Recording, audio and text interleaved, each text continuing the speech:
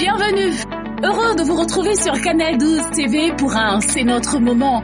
Pas spécial, mais différent. Nous apprenons à apprécier la différence cette année, n'est-ce pas? C'est notre moment exhortation, c'est notre moment louange, c'est notre moment prière, bref, c'est notre moment tout court. Commençons tout de suite.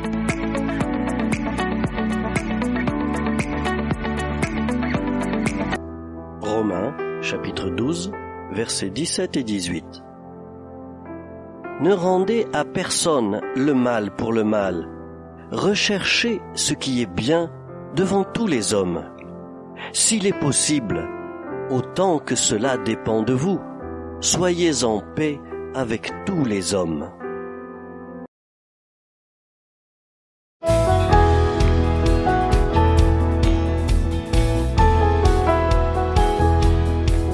Faites un bruit joyeux pour les peuples, chantez un chant au Seigneur, chantez son amour et sa bonté, sa miséricorde et sa foi. Faites un bruit joyeux pour les peuples, chantez un chant au Seigneur, chantez son amour et sa bonté, sa miséricorde et sa foi. Encore, faites un bruit joyeux pour les peuples, chantez un chant au Seigneur, chantez son amour et sa bonté, et sa miséricorde et sa foi.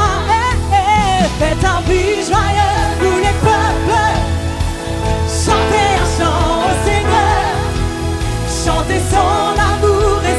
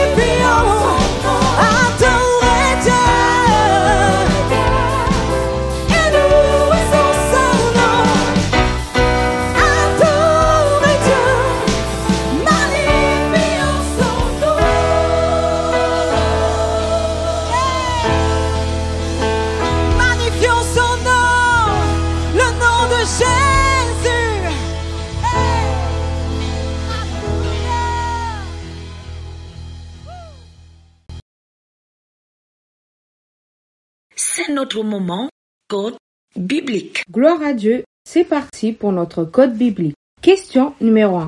Qui nous conduira dans toute la vérité? Réponse A, la Bible. Réponse B, l'Esprit de vérité. Réponse C, les anges.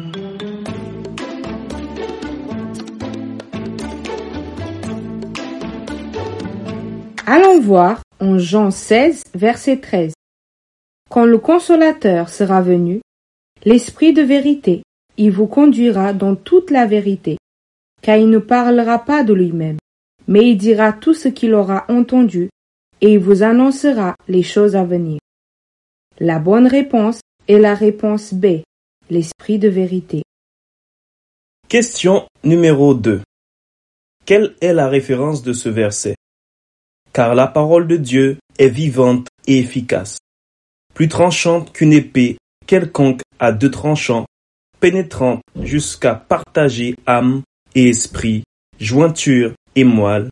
Elle juge les sentiments et les pensées du cœur. Réponse A, Jacques 4, verset 4. Réponse B, 1 Corinthiens 12, verset 4. Réponse C, Hébreux 4, verset 12.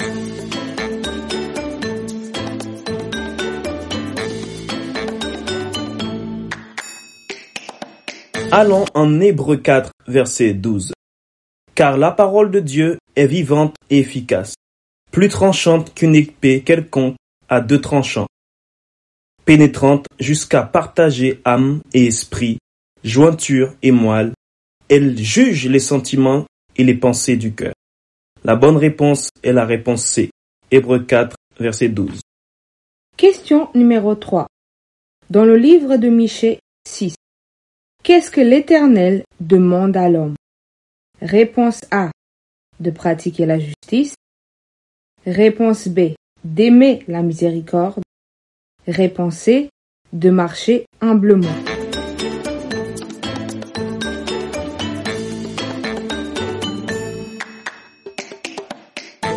Allons en Michée 6, verset 8.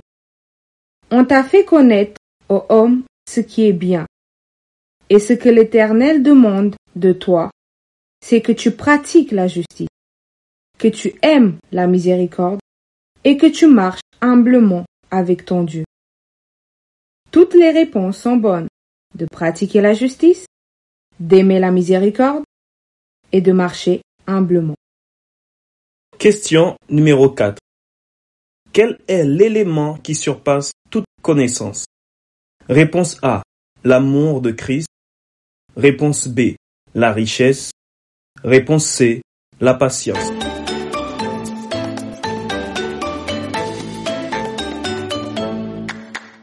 Éphésiens 3, verset 19. Et connaître l'amour de Christ qui surpasse toute connaissance, en sorte que vous soyez remplis jusqu'à toute la plénitude de Dieu. La bonne réponse est la réponse A, l'amour de Christ.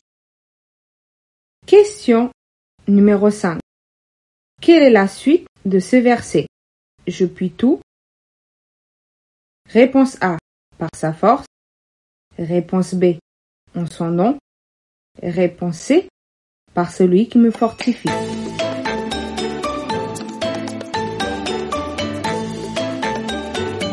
Allons en Philippiens 4, verset 13.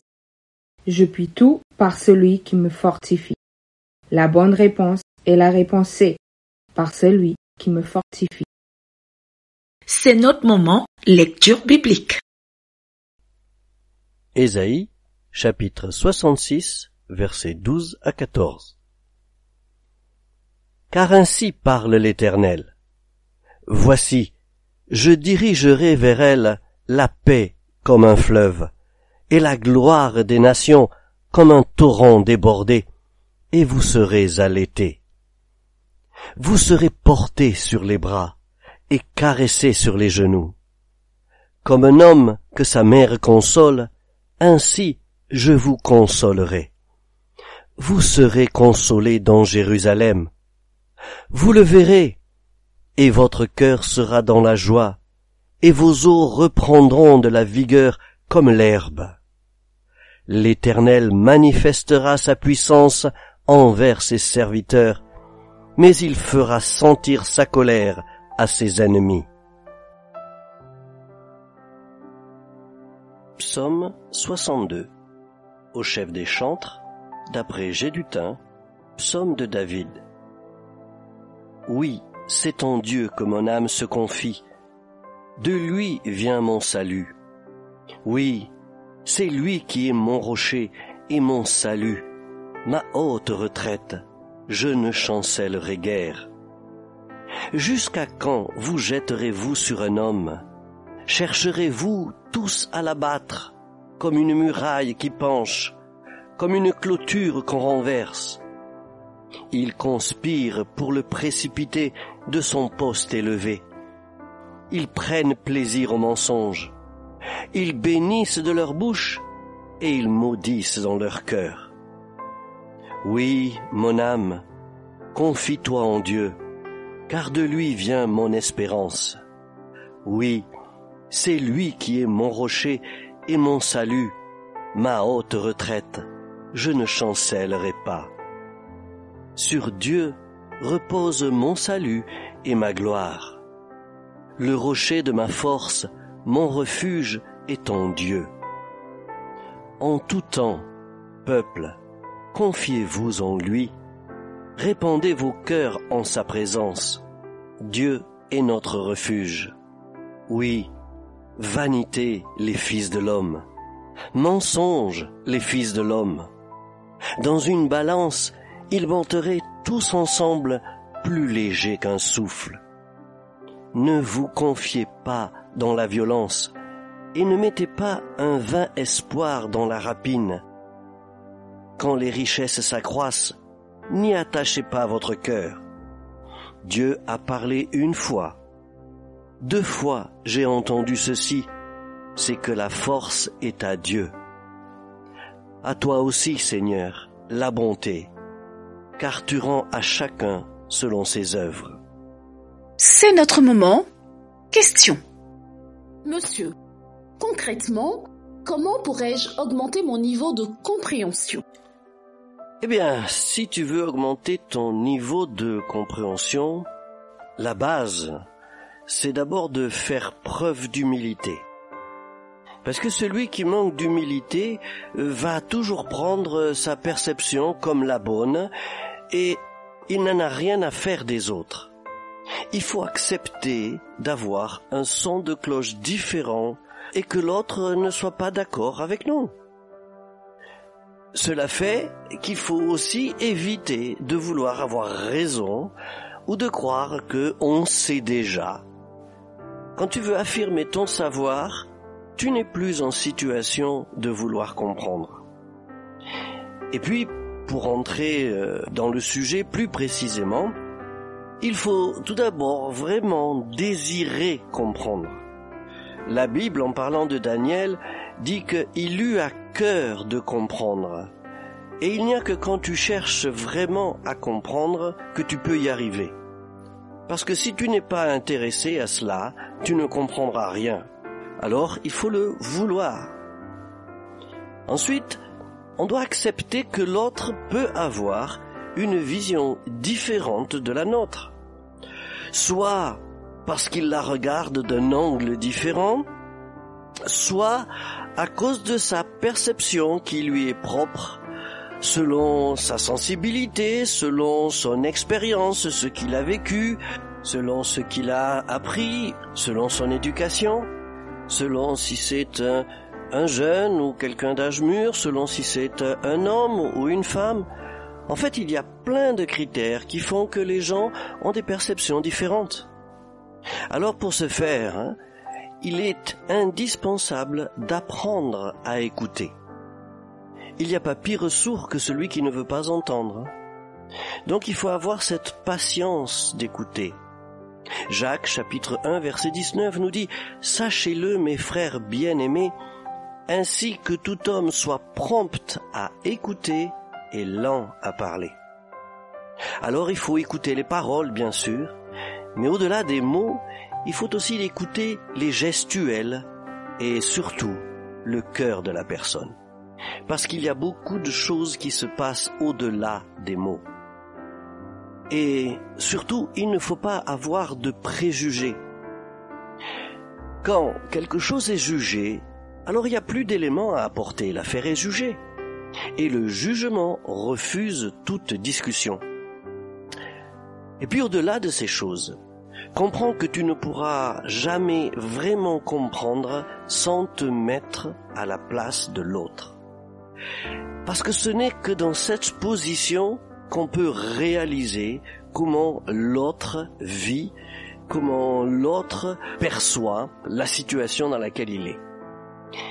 Et pour finir, comme toute chose dépendent de Dieu, il faut demander aussi à Dieu d'augmenter en toi sa sagesse, son intelligence, son amour.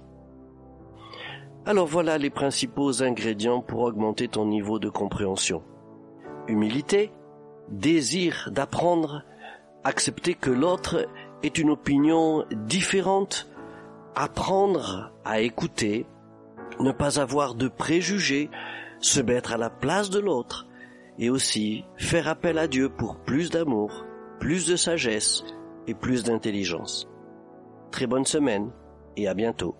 C'est notre moment exhortation. Bonsoir tout le monde et bienvenue à notre moment. C'est avec beaucoup de joie qu'on se retrouve ce soir. Amen. Voilà.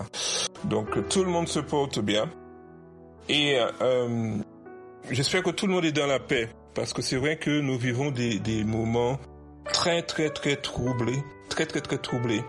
Avec le camarade de Vladimir qui déclare la guerre à un peu tout le monde. Donc c'est sûr que beaucoup de gens sont inquiets, beaucoup de gens, voilà, On a tendance à être un peu agité. En attendant ce que ce monsieur va décider de faire.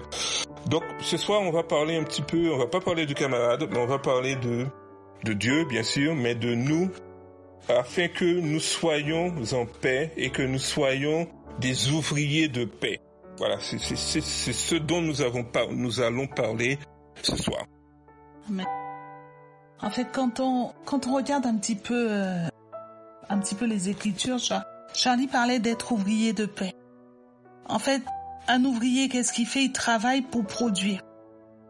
Et c'est ce que Dieu veut de nous. À l'exemple de notre père Abraham, quand il y a eu querelle, nous dit dans le livre de la Genèse, entre les bergers d'Abraham et les bergers de Lot, parce que ils étaient devenus prospères, qu'est-ce qu'Abraham a dit à Lot? Il lui a dit, toi, si tu vas à gauche, je vais à droite. Si je vais à droite, tu vas à gauche. Autant se séparer, il y a de l'espace pour tout le monde, mais moi je veux la paix. Je veux plus des querelles entre nos bergers, je veux plus de tension. Il a agi pour que le climat demeure serein. Et des fois dans notre vie, Dieu va nous demander de prendre une décision pour que nous gardions un climat de paix. Voilà. Maintenant, là on a parlé de l'exemple dans la Bible, mais il y a aussi des exemples dans notre vie courante, même à l'église. Une fois, j'arrive très tôt en règle générale, et puis je suis allé en service, et quand je reviens 10 minutes avant le début du culte, mon sac n'est plus là. Voilà, mon sac a disparu. Voilà. Donc, alors, j'ai deux solutions. Soit je m'énerve, et à 10 minutes du culte, je pense pas que ce soit la bonne solution. Soit je me dis, c'est pas grave. Je pars en salle annexe. C'est pas grave. La personne qui a déplacé mon sac, elle va écouter la parole de Dieu. Donc, c'est peut-être quelqu'un qui vient pour la première fois, c'est ce que je me suis dit, et qui sait pas encore, l'histoire de sac, réservation, etc. Donc, résultat, j'ai pas cherché querelle à qui que ce soit, et je suis resté en paix avec moi-même. Je suis parti dans une salle annexe, et j'ai été béni. D'accord? Donc, comme nous dit la Bible, dans Romains 12-18, s'il est possible, autant que cela dépend de vous, soyez en paix avec les hommes, avec tout le monde. Ça veut dire aussi que dans ton domaine professionnel, tu vas certainement peut-être avoir quelqu'un qui te cherche querelle, qui te cherche des noises tout le temps. Mais toi, autant que cela dépend de toi, œuvre pour la paix. Œuvre pour la paix. Ne réponds pas à la provoque. Ne surenchéris pas. laisse, au bout d'un moment, il va abandonner. Parce que toi, tu travailles dans un sens différent. Tu as un cœur différent. Et ça, c'est dans nos rapports professionnels, c'est dans nos rapports avec nos frères, c'est dans nos rapports à la maison aussi. C'est pas parce que le mari élève très fort la voix qu'il faut surenchérir. Ou inversement, que l'épouse démarre au quart de tour, il faut que toi... Non, parce qu'en fait, en tout, nous devons chercher à avoir un climat de paix. La paix doit être en nous, parce que Dieu est à l'intérieur de nous et qu'il est un Dieu de paix.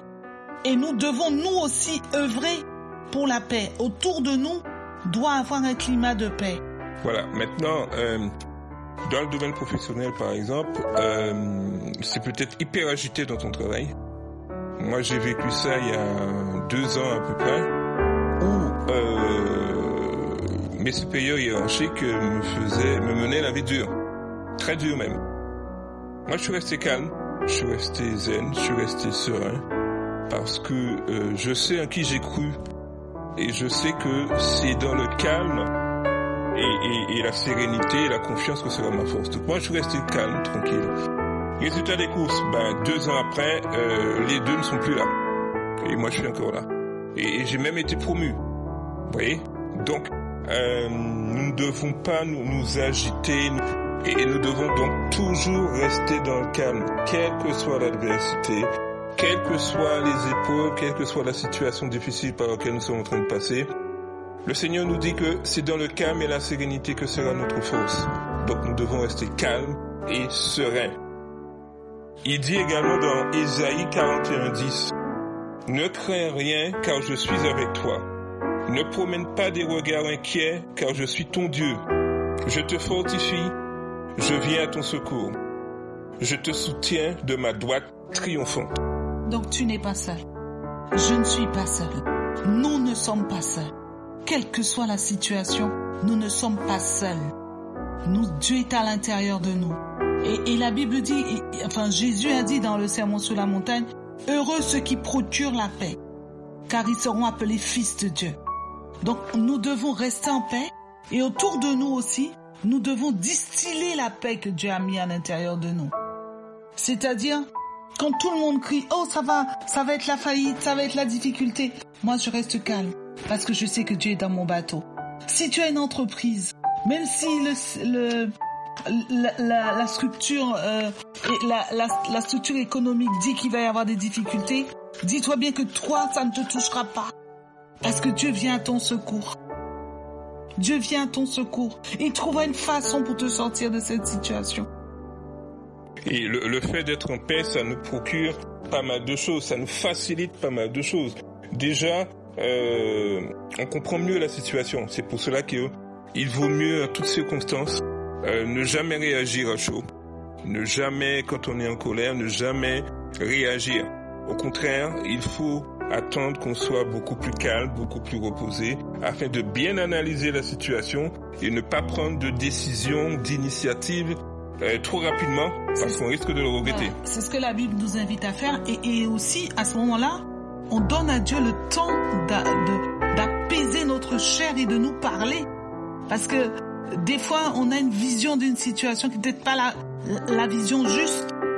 On voit une attitude, on voit un comportement, tout de suite on a envie de réagir. Non, parce que l'attitude ou le comportement qui est en face de nous peut vouloir dire quelque chose qu'on ne comprend pas.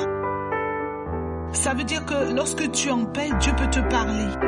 Tu peux entendre ce qui n'est pas dit à voix audible. Dans une attitude, quelqu'un peut parler. Dans un silence, quelqu'un peut parler.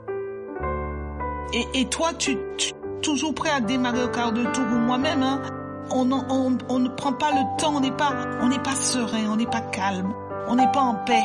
On peut pas entendre ce qui n'est pas dit d'une façon audible. Et le Saint-Esprit, il a besoin, pour nous parler, il a besoin qu'on soit en paix. Amen. Et autre chose aussi, c'est que on a souvent tendance à porter un jugement sur les gens par rapport à ce qu'ils ont fait, mais pas par rapport à leur mobile. Alors que nous, on veut bien qu'on nous juge par rapport à ce qu'on voulait faire, par rapport à nos mobiles, pas par rapport à ce qu'on a fait. Donc, tout cela pour vous dire qu'il faut en toutes circonstances rester calme, rester serein. Ce n'est que comme ça que Dieu, le Saint-Esprit, pourra agir en nous. D'accord? Je vais te prendre un exemple. Quand on est agité, on ne voit pas, on n'entend pas. En tout cas, dans l'esprit, on n'entend pas et on ne voit pas. Regardez l'histoire d'Élisée et de Géasi. En fait, quand Géasi est sorti dehors et puis qu'il a vu toute l'armée des Philistins, il a dit à mon Seigneur, il dit à Élisée, ah mon Seigneur, nous sommes perdus. Élisée est sorti et puis Élisée a dit, Seigneur, ouvre ses yeux et qui voit que ceux qui sont avec nous sont plus nombreux que ceux qui sont avec eux. Et Élisée, lui, il était serein. Il savait que Dieu était de son côté. Et donc Dieu n'allait pas le laisser tomber. Mais Géasi ne voyait pas parce qu'il était dans sa chair. Parce qu'il était dans l'inquiétude. Parce que c'est l'œuvre de la chair, l'inquiétude. La paix, c'est l'œuvre que le Saint-Esprit fait à l'intérieur de nous. C'est aussi synonyme de foi. Voilà. Si tu as la foi, tu es dans la paix, tu es calme, tu es serein. Tu sais que ton Dieu va agir. Amen. Tu n'es pas tout seul. Voilà. Et quand on est dans la paix, il y a quelque chose qui se produit. C'est qu'à ce moment-là, on peut prospérer. Si tu es agité par rapport à ce qui se passe dans ton bloc, dans ton GF, dans ta maison, ton agitation te permet pas de prospérer. Parce que tu es tellement agité, non, il faut rester en paix. Pourquoi? Parce que dans le climat de paix, la fleur, elle fleurit. Dans le climat de paix, l'arbre, elle produit. S'il y a eu un cyclone, s'il y a eu un vent, la saison d'après, s'il y a eu une tempête, la saison d'après, l'arbre a du mal à porter du fruit. Mais tant que le climat est calme et serein, année après année, elle va porter ce fruit en sa saison. Et j'aimerais te dire à toi qui peut-être a du mal à atteindre peut-être tes objectifs, que ce soit sur le point de vue des GF, que ce soit sur le point de vue familial, reste en paix. Donne la situation, Seigneur, et cache-toi en lui, reste en paix. Et tu vas prospérer. Et tu vas prospérer parce que dans un climat de paix, nous prospérons. Même si tout est agité autour de nous, mais à l'intérieur de nous, il y a la paix de Dieu. Nous avons confiance en notre Seigneur. Nous prenons le temps de l'écouter et lui, il nous montre la direction à suivre. Et tout va, nous prospérons. Son œuvre dans nos mains prospère. Notre famille prospère. Notre maison prospère. Notre mariage devient prospère. Amen. Donc tout ça pour vous dire, donc quand on est agité, en fait, c'est qu'on n'a pas remis la situation à Dieu. C'est que nous, on veut gérer. Et que, bon voilà. Sauf que on oublie que c'est Dieu qui peut nous sortir d'affaire. Donc, on le laisse faire. Nous, on reste calme, on dort très bien, on n'est pas agité. Voilà. Donc. Alors, en finissant ce soir, je vais juste vous rappeler que la prière que Paul a fait pour les Philippiens, il a dit que la paix de Dieu, qui surpasse toute intelligence, garde vos cœurs et vos pensées en Jésus. C'est en Jésus que doit être notre cœur et nos pensées. Peu importe ce qui se passe autour de nous, nos cœurs et nos pensées, qu'elles soient gardées en Jésus. Et que nous restions en paix afin de prospérer même dans les temps difficiles. Voilà, c'était l'exhortation qu'on voulait vous faire ce soir. Donc, on voulait partager avec vous. Donc, restons en paix, intérieure et aussi par rapport à tout ce qui se passe dans le monde. Nous, on a Dieu, donc on est sûr d'avoir la victoire à la fin. Et soyons de ceux qui autour de nous distillent un climat de paix. Ce que vous êtes, vous allez changer le climat autour de vous. Amen. Allez, maintenant nous allons faire une prière de confession par rapport à ce qu'on a vu ce soir. Donc nous allons dire ensemble: dans le nom de Jésus. Dans le nom de Jésus. Je déclare. Que je suis. Une personne. De paix. Je suis. Un ouvrier. De paix. Dans le nom de Jésus. Je déclare. Que c'est dans le calme et la et sérénité la sérénité que sera ma force. que sera ma force. Dans le nom de Jésus, Dans le nom de Jésus, je sais je sais que mon Dieu que mon Dieu est un Dieu de paix. est un Dieu de paix. Alors, Alors, je ne crains rien je ne crains rien parce que je sais parce que je sais que Dieu est avec moi. Dieu est avec moi. Je ne promène pas des regards inquiets Je ne promène pas des regards inquiets parce que je sais parce que je sais que mon Dieu que mon Dieu est avec moi, est avec moi, qu'il me qu'il fortifie, me fortifie, qu'il vient à mon secours qu'il vient à mon secours et qu'il me soutient et qui me soutient en toutes en circonstances. toutes circonstances. Merci Seigneur, Merci Seigneur, parce que je sais parce que je sais qu'en étant en paix, qu'en étant en paix, j'aurai la victoire j'aurai la victoire en toutes choses. en toutes choses. Dans le nom de Jésus, Dans le nom de Jésus. Amen. Keraba Santa Raba Hundo Robobo Shinte Rebebe Santa Raba Shike Koraba Sonto Robobo Shike Rababa Sonto Robo Shinte Rebebe Seke Korama Sonto Robobo Shike Rababa Sonto Robobo Shike Rebebe Seke Korama Sonto Robobo Shike Rababa Soko Robobo Shike Kerama Soko Robobo Shike Rababa Soko Robobo Shike Koraba Sonto Robobo Shike Rebebe Santa Rababa Shike Koraba Baba Soko robo bobo sheke rababa sheke koraba baba soko robo bobo sheke rababa sheke iraba sonto robo bobo sheke rababa sonto robo bobo sheke. Père, tu dis dans ta parole que celui qui est ferme dans ses sentiments, tu assures la paix parce qu'il se confie en toi. Éternel, je viens dans le nom de Jésus avec chacun de nos responsables dans le secteur 12. Seigneur, j'intercède pour ces 12 responsables. Seigneur, je prie que ça soit des hommes et des femmes fermes dans leur résolution, fermes dans leur engagement. Seigneur, fermes dans leur engagement auprès de toi. Et je prie que tu leur assures la paix et qu'ils soient eux-mêmes des personnes de paix implantées dans ta maison, qu'ils soient des havres de paix là où nous pouvons aller nous réfugier au nom de Jésus. Seigneur Dieu, qu'il émane tellement la paix, Seigneur, pour leurs leaders, qu'ils soient des personnes de paix, pour leurs hôtes de chefs, pour des fréquentateurs et des membres que tu leur as confiés au nom de Jésus. Seigneur Dieu, qu'ils restent fermes dans leur résolution pour des choses qu'ils espèrent, qu'ils restent fermes dans leur engagement, Père, pour des choses qu'ils espèrent et les yeux rivés sur toi.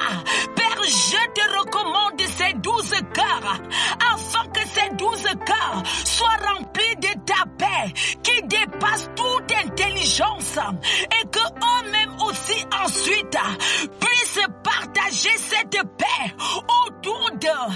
Seigneur Dieu, que leur leader ait confiance en eux à cause de ta paix qui émane d'eux. Seigneur Dieu, qu'ils aient des paroles de paix et de douceur, qu'ils aient des pensées de paix et de douceur dans leur bloc. Père, que peu importe quoi, ils restent dans la paix, les yeux rivés sur toi. Peu importe quoi, qu'ils soient dans la paix, les yeux rivés sur toi. Père éternel, j'intercède pour ces 12 responsables du secteur 12. J'intercède que tu remplisses leur cœur de ta paix, Seigneur Dieu, et cette paix qui dépasse toute intelligence. Seigneur Dieu, que ta paix soit leur bouclier. Entoure-les de ta paix, de devant et de derrière. Entoure leur famille de ta paix. Entoure-les, tout ce qu'ils entreprennent, Père, qu'ils soient en paix et les yeux fixés sur toi. Qu'ils restent et gardent leur paix, les yeux fixés sur toi. Père, je prie que peu importe quoi, qu'ils soient enracinés, affermis en toi, et que leur paix, leur cœur soit en paix, de plus en plus confiant en toi, de plus en plus confiant, Seigneur Dieu, que peu importe quoi, tu es le Dieu qui preuve que peu importe quoi, tu es le Dieu qui multiplie et qui guérit. Seigneur Dieu, entoure-les de ta paix. Entoure-les de ta paix et fais de paix des personnes remplies de paix et de douceur. Des personnes remplies de paix et de douceur. Que ça soit dans leur foyer, dans leur bloc, dans leur travail, Père. Seigneur, affermis-les et assure-les ta paix. Au nom de Jésus, au nom de Jésus, j'ai prié. Amen.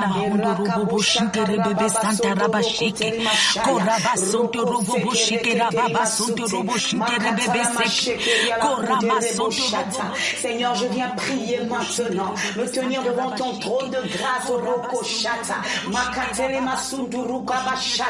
je viens te présenter les leaders du secteur 12, Père, comme un seul homme.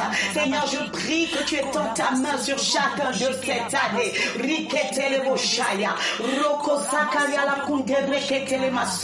Je prie pour des leaders remplis de ta paix. Que ta paix les environne, Père, dans le nom de Jésus cette année. Que dans chaque maison ils mettront le pied, Seigneur. Que cette maison elle-même soit remplie de paix, Seigneur, et que leur cœur soit rempli de paix. Et dans les temps troubles, Seigneur, je déclare que tu es leur Père, parce que tu es le prince de Père. Je déclare qu'aucun leader du secteur 12 ne manque de paix cette année, dans le nom de Jésus. Peu importe l'adversité, ce sont des leaders remplis de paix, parce que tu es leur sécurité, Seigneur, parce que tu es leur abri, Seigneur, parce que tu es leur secours, Seigneur. Ils évangélisent dans la paix, ils prient dans la paix, ils vivent dans la paix.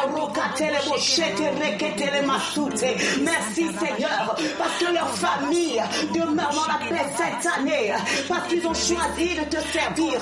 Ce sont des leaders qui évoluent dans la paix, professionnellement ils vivent dans la paix, familialement ils vivent dans la paix. Oh Seigneur, tu es un Dieu bon. C'est pourquoi je parle la paix sur la vie de chaque leader du secteur 12. Merci, Seigneur, parce qu'ils sont des conducteurs de paix, ils sont des canaux de paix. Oh Seigneur, je déclare dans le nom de Jésus que cette année l'Éternel les utilise pour qu'ils soient des instruments de paix sur cette terre. Je déclare dans le nom de Jésus que tout ce qu'ils touchent, Éternel, reçoit ta paix, que tout ce qu'ils approchent reçoit ta paix, que chaque maison y pose le pied reçoit ta paix, et cette paix elle vient de toi, l'Éternel Dieu de gloire. Merci, Seigneur, merci parce que tu es un Dieu fidèle. Tu as dit demander, Seigneur. Ce soir j'ai demandé la paix et je crois, Seigneur, que tes promesses sont oui et amen. C'est pourquoi je crois, Seigneur, que cette année 2022 est une année particulière, parce que chaque leader qui t'a été présenté aujourd'hui, Seigneur, est un leader qui représente le prince de paix que tu es, Seigneur. Merci parce que ta paix, Père, tu ne la leur donnes pas comme le monde. Oh Seigneur, non, tu la donnes comme le prince de paix que tu es. Alors gloire à ton saint nom. Je bénis ton saint nom pour chaque leader de ce secteur. Et assurément, Seigneur, ce que nous avons proclamé ce soir, nous croyons que nous l'avons déjà reçu. Je crois que chaque leader est oint d'une onction de paix, un sentiment de paix. Oh merci, Seigneur, parce que tu es bon, Papa. C'est dans le nom de Jésus que nous avons prié et nous disons Amen. Ésaïe, chapitre 41, verset 10. Ne crains rien, car je suis avec toi. Ne promène pas des regards inquiets, car je suis ton Dieu. Je te fortifie, je viens à ton secours.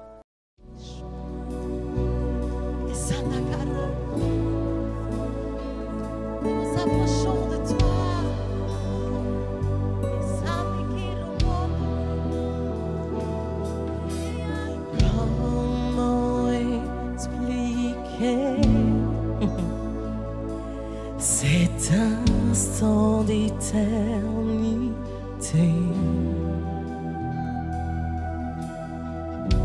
j'entends le ciel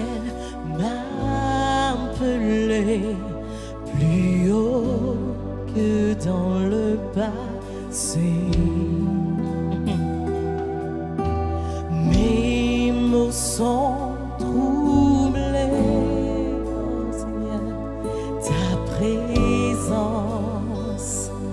m'envahit.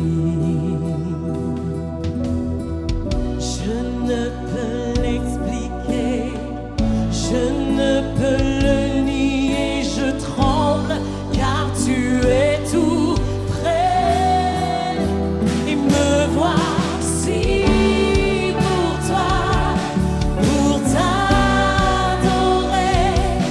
Oh mon Seigneur, ne m'oublie pas, je suis épris de toi, de ta beauté, et je veux tout te donner, à jamais tout te donner.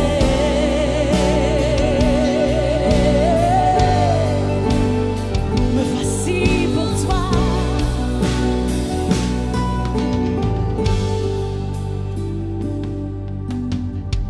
Un son du ciel vient m'entourer et j'entends un vent souffler.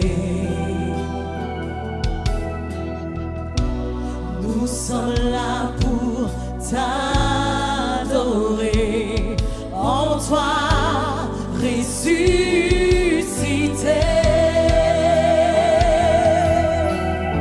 Je ne peux l'expliquer, je ne peux le nier, je tremble car tu es. Et nous disons oui, me voici pour toi, pour t'adorer.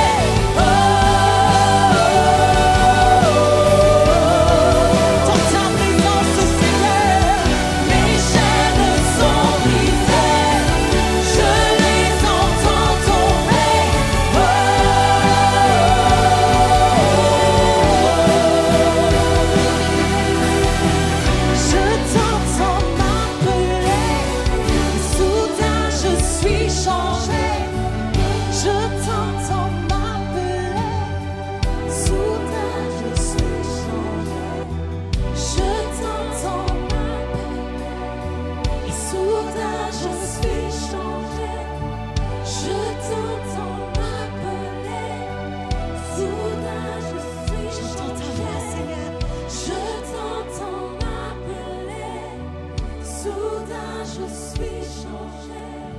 Je t'entends m'appeler. Soudain, je suis changé.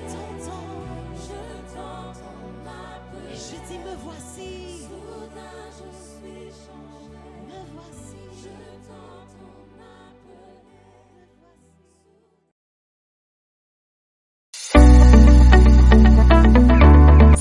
C'est notre moment. Merci d'avoir été avec nous ce soir.